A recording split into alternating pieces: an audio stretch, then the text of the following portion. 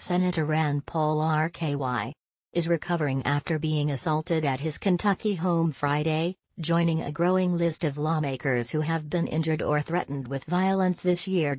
Paul, a second-term senator, suffered a minor injury when he was assaulted at his Warren County, Kentucky, home Friday afternoon.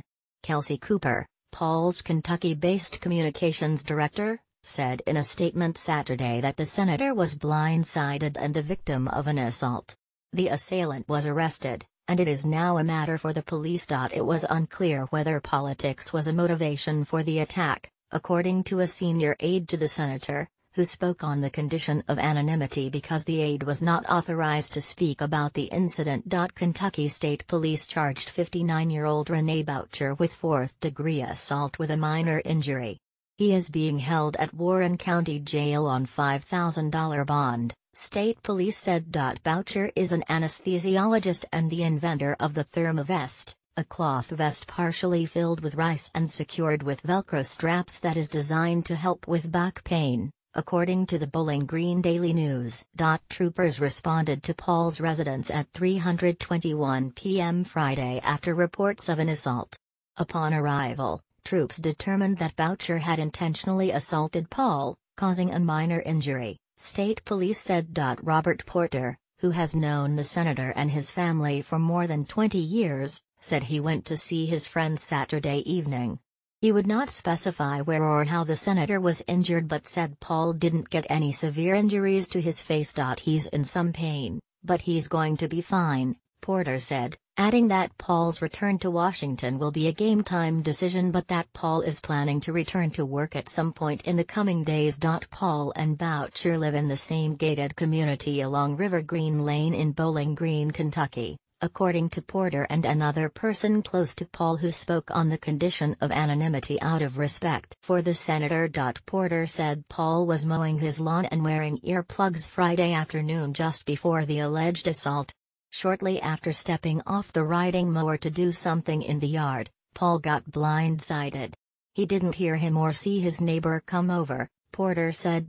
He hadn't really talked to his neighbor in years, Porter said, noting that there is a large amount of land between their adjoining homes, so the lack of interaction would not be surprising to locals. Porter said he was unaware of any previous incidents between Paul and his neighbor.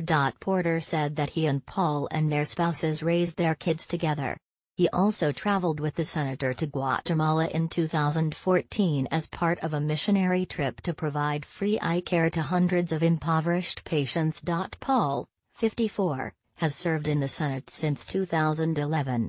He is an ophthalmologist who has practiced in Bowling Green, Kentucky, where he moved with his wife in 1993. He ran unsuccessfully for president in 2016, focusing the closing months of his bid on attacking then-candidate Donald Trump and his readiness for office. In recent months, he was a lead opponent of Republican attempts to repeal the Affordable Care Act. But more recently, Paul has emerged as a leading defender of Trump's policies and has golfed with the president at Trump's Virginia golf course. Porter said he didn't know whether Paul and Boucher had ever worked together at local medical facilities. A Facebook page purportedly used by Boucher says he is a former U.S. Army pain management specialist and graduated from the College of Osteopathic Medicine in Des Moines in 1984. The page also includes links to articles or memes critical of Trump and a news article about a Montana Republican congressional candidate who attacked a reporter the day before winning his seat. The page was overrun late Saturday by other Facebook users criticizing Boucher for his alleged assault on Paul. While it is unclear whether the attack was politically motivated, an unprecedented wave of threats against House and Senate lawmakers this year has prompted congressional security officials to review and follow up on thousands of threatening messages to members of both parties. The threats turned to violence this summer when House Majority Whip Steve Scalise was shot and nearly killed by a gunman who showed up at a congressional baseball practice in Alexandria, Virginia.